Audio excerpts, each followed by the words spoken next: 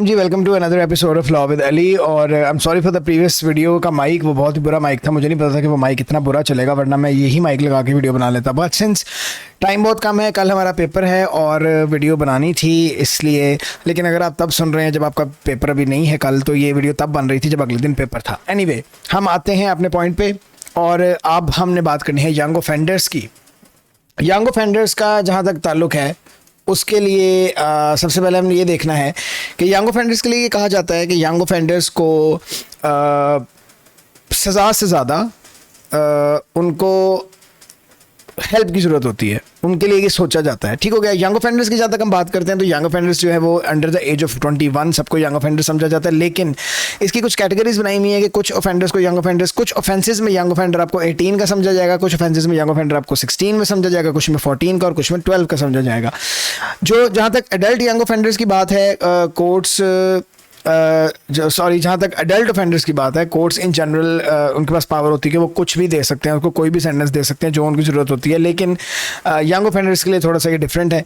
एक बात मैं आपको बता दूँ कि यंग ऑफेंडर्स के लिए भी सारी की सारी वही चीज़ें अवेलेबल हैं जो अडल्ट ऑफेंडर्स के लिए अवेलेबल है। उनको कस्टोडियल सेंटेंस भी होते हैं, उनको कम्युनिटी ऑर्डर्स भी होते हैं, उनको फाइन्स भी होते हैं और उनको डिस्चार्ज भी होते हैं। सबसे पहले कस्टोडियल सेंटेंस पे आ जाते हैं। कस्टोडियल सेंटेंस की जहाँ तक बात है यंग ऑफेंडर्स को लेके, तो ये एक डिबेट है बहुत बड़ी जो अभी तक चल रही है कि कस्टोडियल सेंटेंस से जो है वो देना चाहिए एक यंग ऑफेंडर को कि नहीं देना चाहिए। और ये भी कहा जाता है कभी कभी कि 15 से नीचे जो यंग ऑफेंडर है, 15 या 15 से नीचे, उसको कस्टोडियल सेंटेंस नहीं देना चाहिए। और इस बात पर गवर्नमेंट की पॉलिसीज़ चेंज होती रहती हैं और कभी कुछ कर लेते हैं, कभी कुछ कर लेते हैं। ये एक डिबेटेबल चीज़ है और ये इस पर डिबेट चलती रहती है। आगे आते हैं।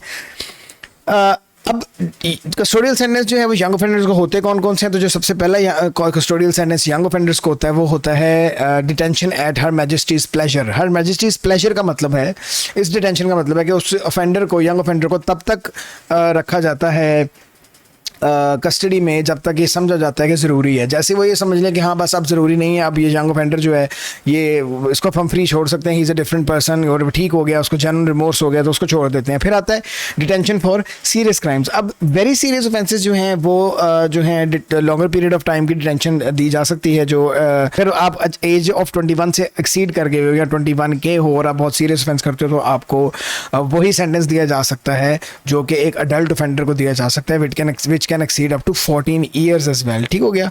और अगर कोई यंग ऑफेंडर है जिसको जो एक किसी ऐसे सेंटेंसिंग, किसी ऐसे ऑफेंस के अंदर मुलव्वस है जिसमें रॉबरी आती है, बर्गलरी आती है, सर्टन फायर आर्म आते हैं, तो उनको इनडिटर्मिनेट सेंटेंस दे दिया जाता है, जिसमें वो सेंटेंस तो दे देते हैं लेकिन वो उसकी टर्म नहीं डिसाइड करते। वो देखते हैं कि चलो जी देखेंगे कि अभी हमने इसको कितनी देर रखना है, कितनी देर नहीं रखना है, ये डिपेंड करता है। ठीक होगा।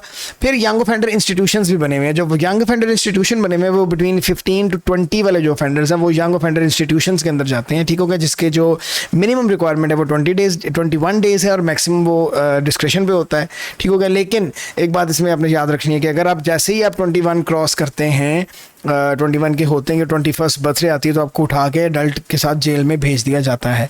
फिर डिटेंशन एंड ट्रेनिंग ऑर्डर्स हैं यंग ऑफेंडर्स के। जो अगर कोई यंग ऑफेंडर उस ऑफेंस में कन्विक्ट हुआ है जिसमें एक अडल्ट ऑफेंडर को प्रिजन होती है, तो अगर वो 15 to 17 ईयर्स का है तो उसको ये डिटेंशन एंड ट्रेनिंग ऑर्डर्स मिलेंगे। वो डिटेन्ड भी रहेंगे और साथ साथ उनकी ट्रेनिंग भी होगी। और ये क्राइम एंड डिसऑर्डर एक्ट 1998 ने क्रिएट किया था।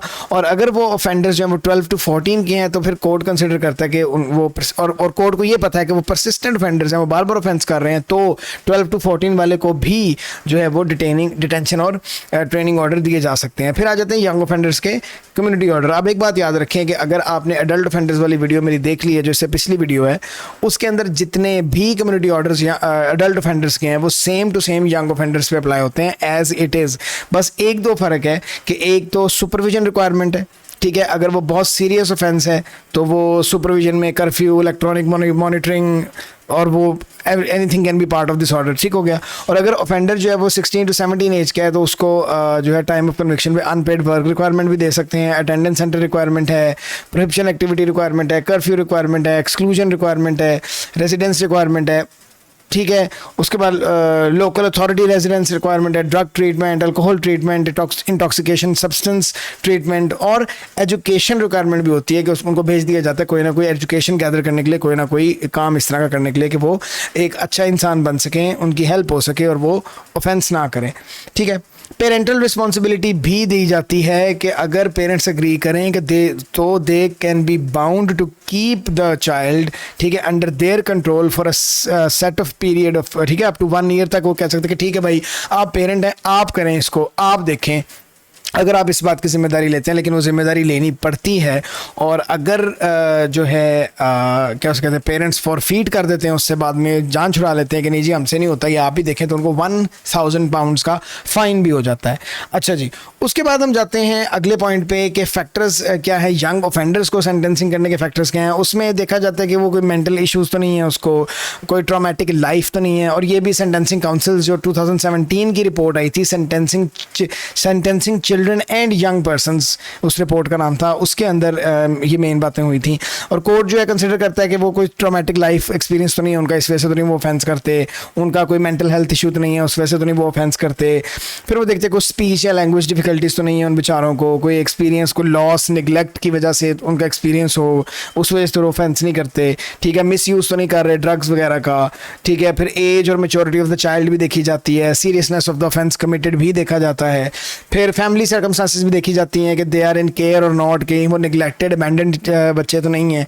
उसके बाद प्रीवियस रिकॉर्ड ऑफ ऑफेंडिंग भी देखा जाता है कि वो परसिस्टेंट या हैबिचुअल ऑफेंडर्स तो नहीं है। और ये भी देखा जाता है कि whether the child admits the offence और नॉट, कि क्या वो बच्चा इतना चालाक तो नहीं है कि वो ऑफेंस उसने किया है और फिर भी वो कह रहा है मैंने नहीं किया, क्या वो एडमिट कर रहा है। अगर वो एडमिट कर रहा है तो ठीक है, उसकी अच्छी बात है, उस पर उसको छोड़ भी देते हैं या कम सज़ा भी दे देते हैं, बिकॉज उसको रिमोर्स होता है, जेन्युइन रिमोर्स होता है, ठीक हो गया। अच्छा, और एक बात आपको बताऊं कि ये बहुत अनलाइकली है कि सेंटेंसिंग जिस किस्म की भी हो ऑफेंडर की, यंग ऑफेंडर की, वो कभी भी उसकी एजुकेशन के ऊपर इफेक्ट नहीं आने देती, ठीक है। वो इस किस्म की सेंटेंसिंग बनाते हैं कि उसकी एजुकेशन कंटिन्यू रहे, उसका हर्ज ना हो, उसका ज़ाया ना हो उसका, ठीक हो गया। अच्छा, अब ये जो यंग ऑफेंडर्स की कहानी है, ये तो बिल्कुल almost the same adult offenders वाली है, इसलिए यंग ऑफेंडर्स का इतना ज़्यादा मटेरियल आपको नहीं मिलता। और कभी भी क्वेश्चन जो है वो अकेला यंग ऑफेंडर्स पे 25 मार्क्स का नहीं आएगा, अगर आएगा तो वो ओवरऑल सेंटेंसिंग पे आएगा, जिसमें यंग ऑफेंडर्स और जो हैं एडल्ट ऑफेंडर्स दोनों मिल के इकट्ठे होंगे, ठीक हो गया। तो ये तो बात होगी आपकी यंग ऑफेंडर्स की। नेक्स्ट वीडियो में हम एम्स ऑफ सेंटेंसिंग की बात करेंगे कि सेंटेंसिंग के एम्स क्या हैं।